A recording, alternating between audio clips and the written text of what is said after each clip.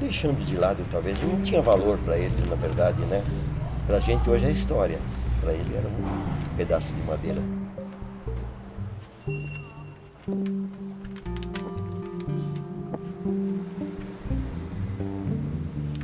Nada cobrava, nada pedia, nem benzer ele benzia.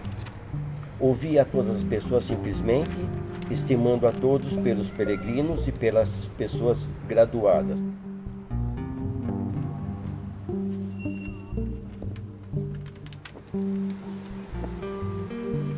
Como eu disse, para mim é o meu segundo santo, né?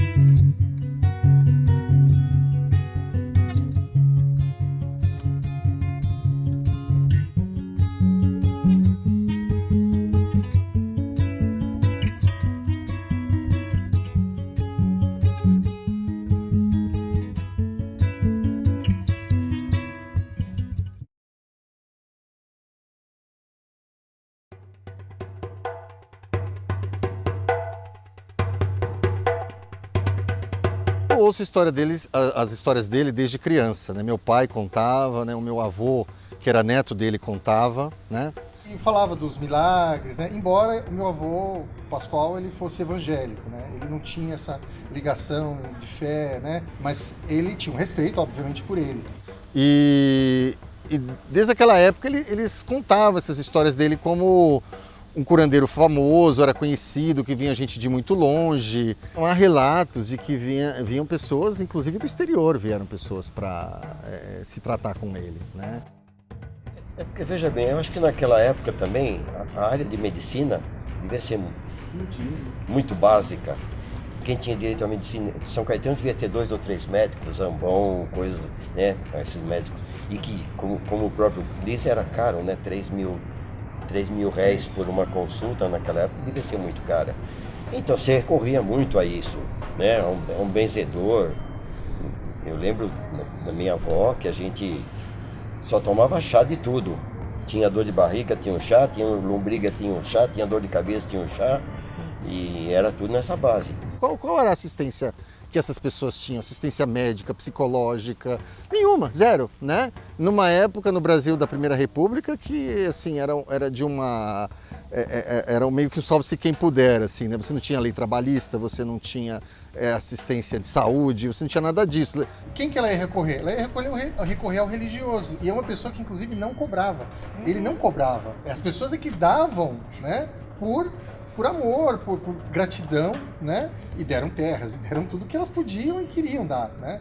E porque elas sentiam, era a saúde delas, era a vida delas, muitas vezes, que estava em jogo, né? Tinha naquela época um bonde, uma linha de bonde aqui em São Bernardo, no ABC, né?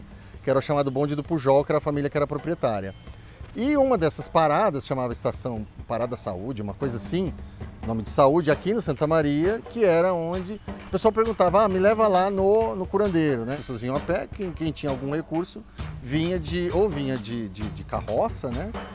Que tinha o serviço de carroças ali, que é uma espécie de táxi, né?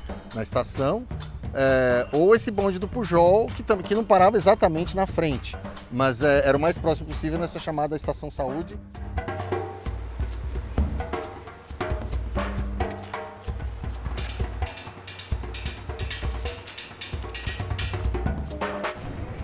Ele trazia para cá centenas de pessoas todos os dias. Então, peraí, ó, esse pessoal vem para cá, precisa comer, precisa beber. De repente, vamos botar uma carrocinha aqui para levar o pessoal lá para cima. Fizeram uma jardineira puxada a cavalo, depois mais um bondinho subiu lá para cima. Então, o comércio, o pessoal que começou a fazer transporte, o pessoal que foi montando locais de alimentação na beira da estrada, esse pessoal que ia subindo uma caminhada a pé até lá. Um dos maceios acabou montando então um bar lá em frente à casa da entrada do curandeiro, porque o pessoal precisava comer e o curandeiro não conseguia alimentar todo mundo, se bem que consta que ele realmente dava comida para todo mundo que podia. O pessoal dormia por ali onde podia, sei lá, num carramanchão, em algum lugar, o pessoal passava a noite, porque vinha gente de longe, né?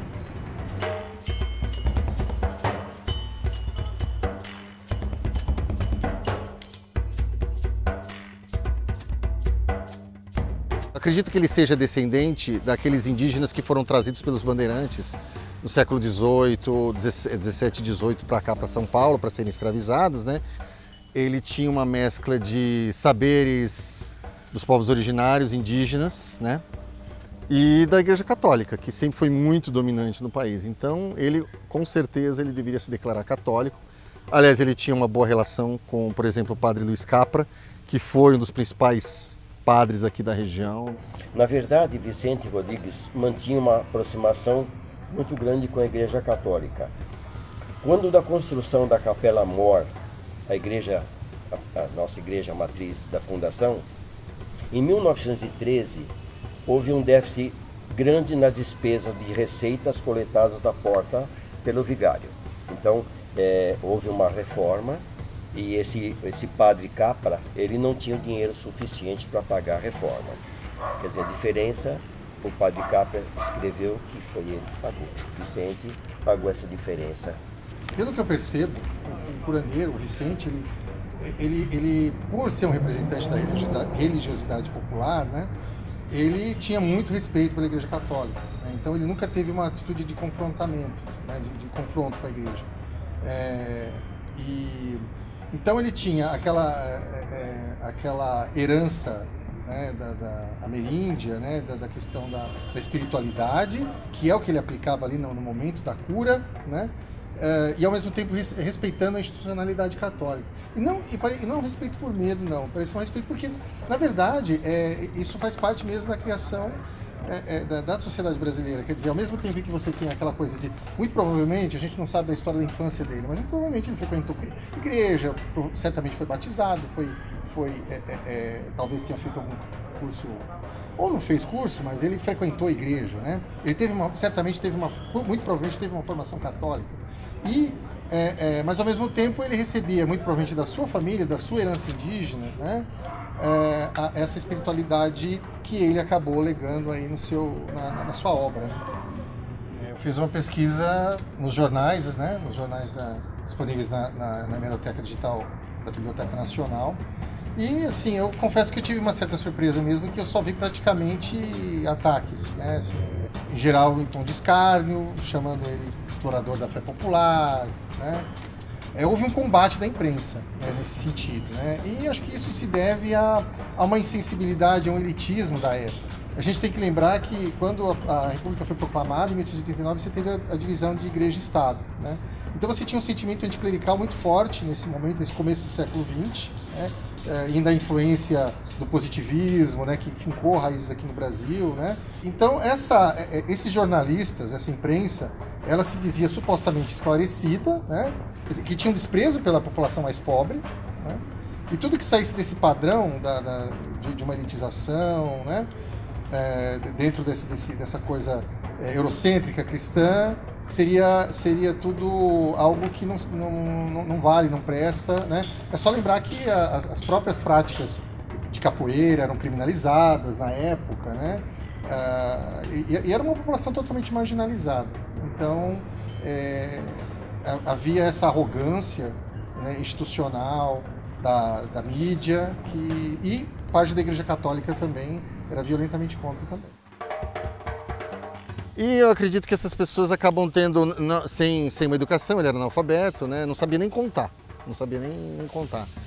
E eu acredito que é uma daquelas pessoas que talvez tenham alguma coisa, uma psique, algum tipo de intuição, alguma coisa assim, né? E eu acredito que ele deve ter visto nisso uma espécie de missão. Pela população mais comum, por aquela população, digamos assim, totalmente excluída, né, socialmente, não apenas aqui de São Caetano, do município de São Bernardo, né, das proximidades aqui de São Paulo, ele passou a ser visto como um santo, quer dizer, começaram a ser atribuídos milagres à figura dele. Chamam o Vicente de São Vicente, que é o nome pelo qual ele foi conhecido aqui na região, né?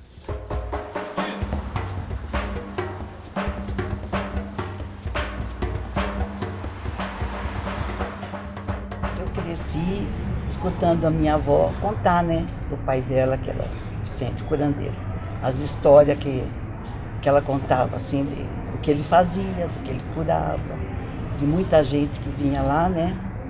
Eu cresci assim, então eu cresci com fé nele, né? Então os anos foram passando tudo, mas a minha fé, eu sempre tive fé nele, sempre. Em 1974, ela tinha 4 anos. Aí teve a meningite, aquela epidemia horrível de meningite. Ela ficou internada, ficou isolada. Voltei para casa, né? Chorei muito, né?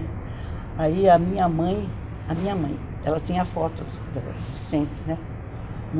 Ela tinha um quadrinho. Eu coloquei a foto assim na cômoda da minha mãe, ajoelhei e comecei a pedir para ele. Eu pedi com tanta fé que dava a impressão que ele estava me olhando, sabe? Pedi com toda a minha fé, falei para ele, Deus vai me devolver ela como ela era. Aí quando foi no outro dia, na hora da visita, que a gente ficava embaixo e via ela no 7º andar só. Era assim, né? Quando podia ver. O médico falou para mim assim, olha, pai, aconteceu um verdadeiro milagre. A tua filha saiu de perigo, ela está até falando. Isso foi um verdadeiro milagre. Ele falou para mim. Foi o meu bisavô lá, né, que eu tinha tanta fé nele, que me ajudou e que pediu para Deus lá na hora. E ela está aqui, ó. Aí eu fiz uma promessa também. Eu falei, se um dia eu tiver um filho homem, ele vai ter o nome de Vicente. E ela tinha 7 anos, eu fiquei grávida e tive um filho homem, e ele chama Marcos Vicente.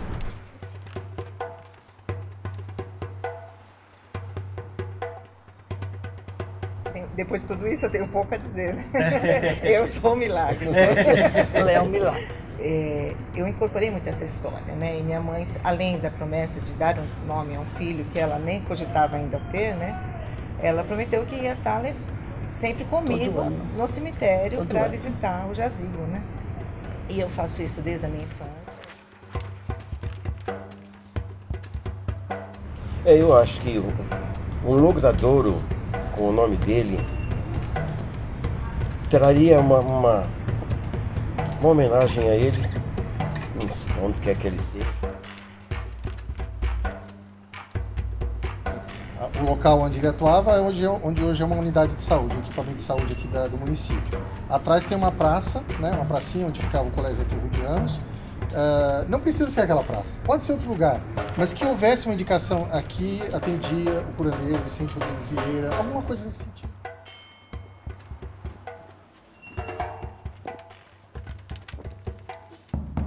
O Vicente, ele é uma personalidade que foi importante na história, né? Não necessariamente resgatá-lo como uma espécie de santo, né? Que a gente deve respeitar a memória das pessoas que o veneram assim. Ele é uma figura que marcou a história da cidade. E acho que marcou positivamente, sim. Eu acho que o legado dele é um legado de luta. É um legado de luta e sobrevivência. Eu acho que ele viveu com os instrumentos que ele tinha à mão, né, que era, acredito que uma empatia muito grande pela população pobre da qual ele fazia parte, né? Eu acho que com aquilo ele conseguiu sobreviver, né? Eu acho que resgatar essa figura do Vicente é resgatar esse histórico de luta da população brasileira, né? Dessa população excluída, historicamente excluída, pobre, marginalizada,